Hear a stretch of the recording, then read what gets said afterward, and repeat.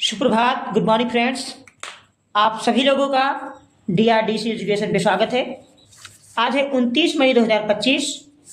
हम पढ़ेंगे आज का करंट अफेयर्स जो हिंदी और अंग्रेजी दोनों भाषा में उपलब्ध है। ये देश के सभी वनडे कॉम्पिटिटिव एग्जाम्स के लिए अति महत्वपूर्ण है।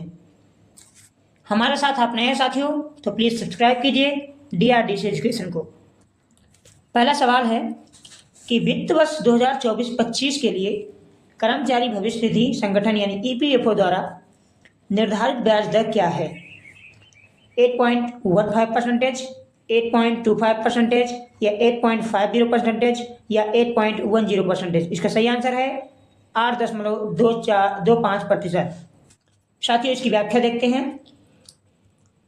हाल ही में ईपीएफओ की केंद्रीय जो न्यासी बोर्ड है सीबीडीटी ने अपनी 207वीं बैठक में 2024-25 के लिए जो ब्याज दर 8.25 थी, उसी ब्याज दर को इन्होंने बरकरार रखा है। इससे कहा गया साथियों कि देश में जो ईपीएफओ खाता धारक हैं उनको लाभ मिलेगा। बात अगर हम ईपीएफओ की करें तो 4 मार्च 1952 को इसकी स्थापना ईपीएफओ अधिनियम के तहत की गई थी। इसका मुख्यालय नई दिल्ली में है और इसके जो अध्यक्ष हैं वो केंद्रीय श्रम और रोजगार मंत्री हैं, जो वर्तमान में भूपेंद्र यादव जी हैं। बात अगर हम सीबीडीटी की करें यानी केंद्रीय न्यासी बोर्ड की करें तो साथियों इसकी भी स्थापना 1952 में ईपीएफओ के साथ की गई थी और यह ईपीएफओ का मुख्य प्रशासनिक और नीति निर्धारण बोर्ड है। ये ईपीएफओ की नीतियों, ब्याज दरों और अन्य महत्वपूर्ण फैसलों का निर्धारण करता है। इसका अध्यक्ष केंद्रीय श्रम मंत्री यानी यूनियन लेबर मिनिस्टर होते हैं। अगला सवाल है साथियों कि हाल ही में नीति आयोग द्वारा जारी रिपोर्ट के अनुसार एमएसएमई का क्षेत्र जो है वो भारतीय जीडीपी में कितना % योगदान देता है? According to recent report by NITI Aayog, what is the percentage contribution to of the MSME sector of India GDP? आपके पास 4 विकल्प हैं, 25%, 29%, 32% या 35%। इसका सही आंसर है ऑप्शन बी, 29%। साथियों, नीति आयोग ने हाल में एक रिपोर्ट जारी किया जिसमें कहा कि जो एमएसएमई सेक्टर हमारा है उसमें भारत की जीडीपी में ये 29% का योगदान देता है, जबकि टोटल निर्यात में 40% का और देश में रोजगार की अगर बात करें तो 60% का योगदान देता है। बात अगर साथियों नीति आयोग की करें तो नीति आयोग की स्थापना 1 जनवरी 2015 को की गई थी। अध्यक्ष प्रधानमंत्री होते हैं नरेंद्र मोदी जी हैं। इसके उपाध्यक्ष हैं सुमन केवेरी जी और इसके मुख्य कार्यकारी अधिकारी यानी सीईओ चीफ एग्जीक्यूटिव ऑफिसर हैं बीआर सुब्रमण्यम साहब।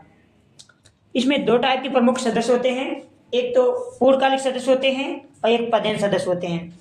साथियों, पूर्णकालिक सदस्यों में डॉक्टर बीके सरावत जी हैं जो डीआरडीओ के प्रमुख रह चुके हैं। प्रोफेसर रमेश चंद जी हैं जो कृषि नीति विशेषज्ञ हैं।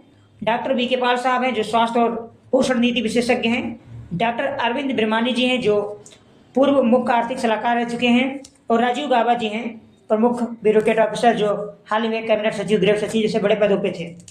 जबकि पदेन सदस्यों की अगर हम बात करें तो उसमें रक्षा मंत्री राजनाथ सिंह जी, गृह मंत्री और सहकारिता मंत्री अमित शाह जी, वित्त मंत्री और कॉर्पोरेट मंत्री निर्मला सीतारमण जी और शिवराज सिंह चौहान साहब जो कृषि किसान कल्याण तथा ग्रामीण विकास मंत्री हैं, ये पदेन सदस्य हैं। इसके अलावा ये पूर्णकालिक सदस्य हैं। आप इन्हें याद कर लीजिए, इसका स्क्रीनशॉट भी आप ले सकते हैं।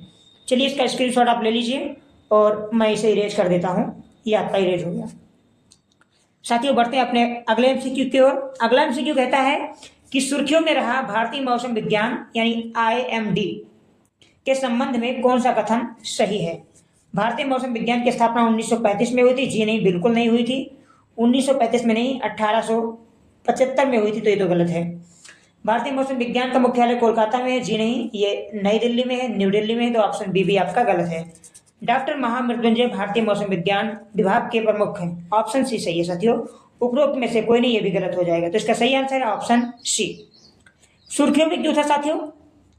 सबसे पहले इसकी बात कर लेते हैं। तो सुर्खियों में इसलिए था क्योंकि मौसम विज्ञान ने बताया है कि 2025 के मानसून सीजन में जून से सितंबर तक जो सामान्य से अधिक वर्षा की बात की है, लगभग 106% LPA होने की संभावना है। इसकी बात IMD ने की थी। इसलिए सुर्खियों में था। और जैसा कि हमने बताया कि इसकी स्थापना 1875 में हुई थी, मुख्यालय नई दिल्ली में है और डॉक्टर महामृत्युंजय महापात्र जी इसके डायरेक्टर हैं, यानी महानिदेशक हैं। साथियों, अगला प्रमुख एमसीक्यू है कि हाल ही में पंचायत उन्नति सूचकांक 2.2 जारी किया गया है। आपको बताना है किस मंत्रालय ने जारी किया है। ग्रामीण विकास मंत्रालय यानी मिनिस्ट्री ऑफ रूरल डेवलपमेंट, पंचायती राज मंत्रालय मिनिस्ट्री ऑफ पंचायती राज, या आवास शहरी कार्य मंत्रालय या जनजातीय मंत्रालय। इसका सही आंसर है ऑप्शन बी, पंचायती राज मंत्रालय ने किया साथियों। और इन्होंने अपनी इस रिपोर्ट में कहा है कि जो गांव में है, गांव के बारे में इनकी बात की गई कि ग्राम पंचायतों के प्रदर्शन को लेकर एक डेटा दिया गया है, इस डेटा को मापना है और डेटा को स्थानीय शासन में सुधार करना है, इस बात की चर्चा की गई है। और इसमें संकेतक जो पहले 516 होते थे उन्हें घटा के 147 कर दिया गया है। और सूचकांक 9 विषयों पर आधारित होगा, जिसमें गरीबी, शिक्षा, स्वास्थ्य, जल, स्वच्छता, महिला सशक्तिकरण, सामाजिक न्याय, बुनियादी ढांचा और सुशासन है। यानी इन 9 विषयों पर ये डाटा तैयार किया जाएगा और जिसमें संकेतक हैं वो अब 516 से घटाकर 147 किए गए हैं। तो ये यूपीएससी, स्टेट पीएससी जैसे एग्जाम में यहाँ से सवाल पूछे जाते हैं, इसे आप बेहतर तरीके से प्रिपेयर रखना। साथियों, अगला प्रमुख एमसीक्यू है डिगोंग के बारे में। आपको बताना है कि इसमें कौन सा कथन सही है। कौन सा कथन सही है? इसे समुद्री घोड़ा के नाम से जाना जाता है, जी नहीं। इसे समुद्री गाय के नाम से जाना जाता है, तो पहला ऑप्शन तो आपका गलत हो गया। या IUCN की सूची में क्रिटिकली इंडेंजर्ड है, नहीं, वनरेबल है, ये भी गलत है। विकल्प ए, बी दोनों सही है, दोनों गलत है। इसका सही आंसर इनमें से कोई नहीं, ऑप्शन डी। आइए इसकी व्याख्या देखते हैं साथियों। डिगोंग को किसी समुद्री घोड़े के नाम से नहीं जाना जाता, बल्कि समुद्री गाय के नाम से जाना जाता है। यह एक समुद्री स्तनधारी पशु है जो उष्णकटिबंधीय समुद्री क्षेत्रों में पाया जाता है। इसका आवास मुख्यतः हिंद प्रशांत क्षेत्र, जिसमें भारत, श्रीलंका, ऑस्ट्रेलिया, इंडोनेशिया आज शामिल है। डिगोंग साथियों समुद्री घास खाता है और समुद्र के तटीय क्षेत्रों पर निवास करता है और ये IUCN की लिस्ट में वनरेबल यानी संवेदनशील श्रेणी में है। अगला प्रमुख एमसीक्यू है साथियों कि उच्च न्यायालय के न्यायाधीशों के तबादले के संबंध में सही कथन कौन सा है। क्योंकि हाल ही में बहुत सारे उच्च न्यायालय के न्यायाधीशों का ट्रांसफर किया गया है, इसलिए ऐसे सवाल पूछा जा सकता है आपसे। अब करंट जो पूछा जाता है साथियों वो स्टैटिक्स से जोड़ के पूछा जाता है, तो स्टैटिक्स प्लस करंट दोनों को आपको प्रिपेयर करना होगा। Which of the following statement about the transfer of high court जज इज करेक्ट? उच्च न्यायालय के न्यायाधीश के तबादले का निर्णय राष्ट्रपति के परामर्श से होता है, हाँ होता है, बात सही है। न्यायाधीशों के तबादले के लिए केवल प्रधानमंत्री की मंजूरी आवश्यक है, बिल्कुल नहीं। उच्च न्यायालय के न्यायाधीशों के तबादले के लिए संसद की मंजूरी आवश्यकता है, बिल्कुल नहीं है। न्यायाधीशों के तबादले का निर्णय न्यायपालिका के अलावा कोई नहीं कर सकता, ऐसा कुछ भी नहीं है। हालांकि न्यायपालिका के अलावा तो कोई नहीं कर सकता, ये भी सही है, लेकिन इसमें राष्ट्रपति के द्वारा ट्रांसफर किया जाता है और कहीं ना कहीं राष्ट्रपति से परामर्श लिया जाता है, लेकिन राष्ट्रपति का परामर्श जो है वो मैंडेटरी नहीं है। यानी कुल मिलाकर कोलेजियम सिस्टम के आधार पर ट्रांसफर किया जाता है, जिसमें ज़्यादातर रोल जो होता है वो न्यायपालिका का ही होता है। ये ना तो विधायिका का होता है ना ही कार्यपालिका का होता है साथियों।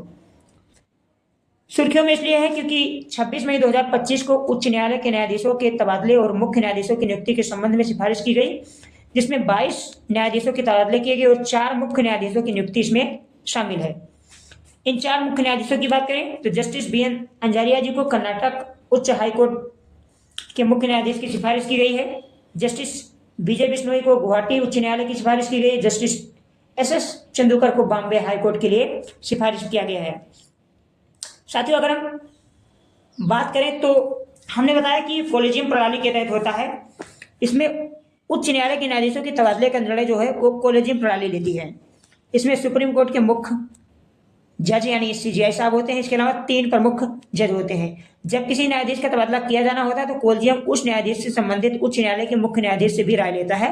इसके बाद कोलेजियम उस न्यायाधीश के तबादले के लिए सिफारिश राष्ट्रपति को भेजता है और राष्ट्रपति समानता अप्रूव दे देता है, क्योंकि राष्ट्रपति के पास रोकने का कोई पावर नहीं होता है।